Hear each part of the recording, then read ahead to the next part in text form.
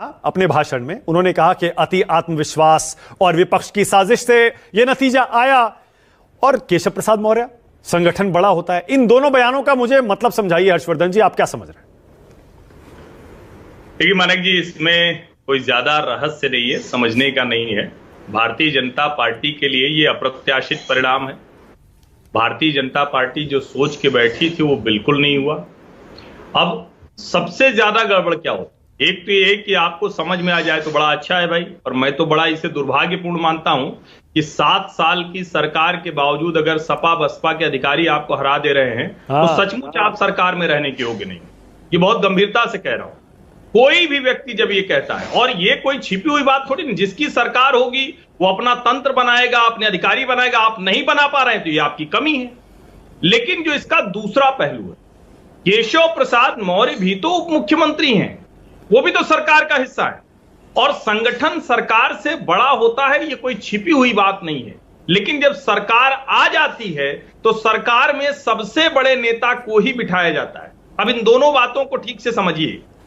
संगठन सबसे बड़ा होता है, लेकिन जब सरकार आ जाती है तो जो सबसे बड़ा नेता होता है वही मुख्यमंत्री प्रधानमंत्री की कुर्सी पर बैठता है।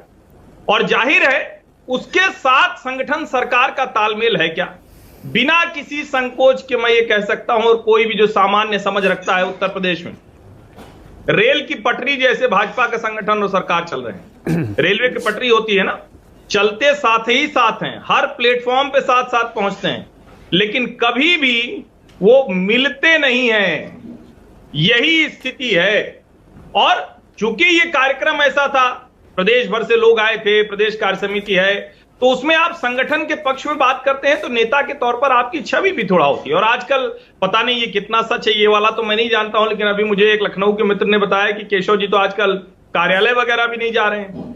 अब वो भी नहीं समझ में आ रहा है कि केशव मौर्य और ब्रजेश पाठक कार्यालय क्यों नहीं जा रहे हैं। अब यहां जो उसका दूसरा पहलू है, भारतीय जनता पार्टी में अगर स्कोर सेटल करने की कोशिश होगी, देखिए 41% कोई छोटा मत प्रतिशत नहीं होता है, और अगर भारतीय जनता पार्टी का जो मूल नैरेटिव है वो हारा होता, वो खराब हुआ होता, तो भाजपा 9-10 सीट की पार्टी हो जाती है, 33 सीट नहीं जीतती है। आपको सीट वाइज अगर चीजें नहीं समझ में आ रही हैं, अगर आपको नहीं समझ में आ रहा है कि अखिलेश यादव राजनीतिक जीवन की सबसे बड़ी जीत, मुलायम सिंह यादव जहां पार्टी को नहीं पहुंचा पाए थे वहां अखिलेश यादव ले जाकर खड़ा किए, अगर आप उसको नहीं देखना चाहते तो ये आपके लिए मुश्किल है। मुझे तो फिलहाल ये साफ साफ दिख रहा है। आपने कहा संगठन बड़ा होता है, लेकिन संगठन का सबसे बड़ा नेता मुख्यमंत्री बनता है। लेकिन जब योगी जी को सीएम बनाया गया था, क्या वो वाकई संगठन के सबसे बड़े नेता उत्तर प्रदेश में थे? नहीं, वो संगठन के नेता ही नहीं थे। योगी आदित्यनाथ भले 5 बार के सांसद हैं, लेकिन कभी भी वो भारतीय जनता पार्टी संगठन में नहीं थे। हर्षवर्धन जी, यही तो सवाल है, सारा सवाल ही यही है। लेकिन मैं यही कह रहा हूं ना कि अगर उनको पार्टी संगठन ने तय करके मुख्यमंत्री बनाया, 2017 में उनको बनाया गया था, लेकिन 2022 में उनके चेहरे पर चुनाव हुआ है।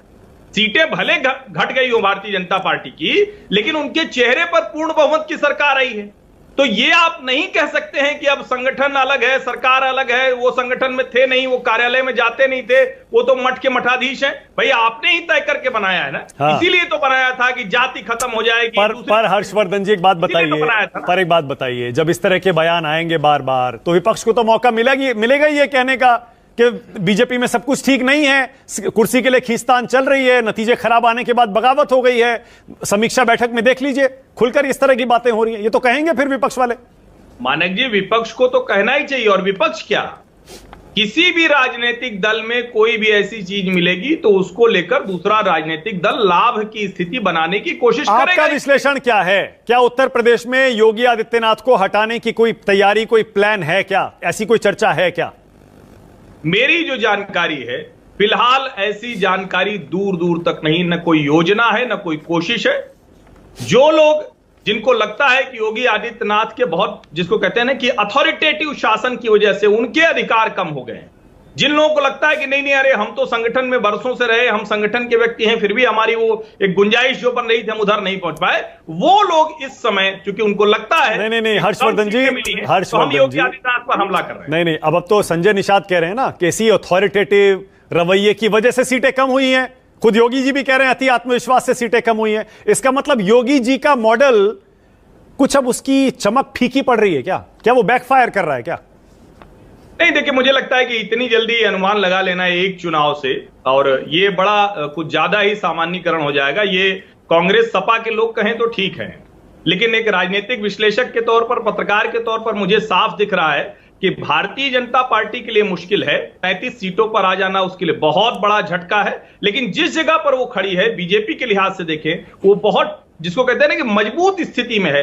अब अगर एक दूसरे के सर पर यह हार का ठीकरा फोड़ने की कोशिश होगी तो वो स्थिति खराब होगी। फिलहाल योगी आदित्यनाथ को उत्तर प्रदेश के मुख्यमंत्री की कुर्सी से हटाने की कोई योजना नहीं, जो मेरी जानकारी है। ओके, अब शीतल सिंह।